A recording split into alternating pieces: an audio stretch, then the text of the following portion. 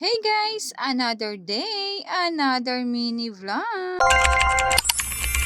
For today's ganap nga mga mare, Monday na naman ngayon at pasukan na naman ng ating mga estudyante. Time check nga muna tayo, 4:15 in the morning. Ayan, basta talaga puyat, nakakapag-English nang wala sa oras. Charis. Anyway mga mare, pagising nga nitong aking mga dalaga, bago nga sila kumain ay gusto nga nila munang maligo para nga ganahan silang mag-almusal. At eto nga, iniipitan ko nga muna sila para nga maging komportable naman at maganda yung mga buhok nila pagpasok nila ng eskwelahan. At nung natapos na nga sila mga mare, ayan, at nag-almusal na nga at nag-ayos bago nga umalis ng bahay. At nung nakaalis na nga ang ating mga estudyante, mga mare, eto for the ligpit na ang kumare nyo. Marami-rami na naman tayong naiwan na ligpitin, kaya habang maaga pa ay ayan, simulan na nga natin ang paglilinis. At nung natapos na nga ako maglinis sa aming kwarto, syempre mga mare, dito naman tayo sa ating kusina at sala. Sa totoo lang mga mare, mas masarap talagang maglinis ng buong bahay, lalo na pag walang istorbo sa'yo. Charis. At maya-maya nga mga mare, ay hindi pa nga ako natatapos sa aking mga gawain bahay, ay umuwi na nga itong aking dalawang dalaga.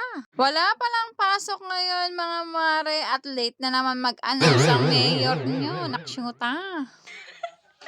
Kakaalis lang nila, wala palang pasok. Hindi man lang nag-abiso yung teacher.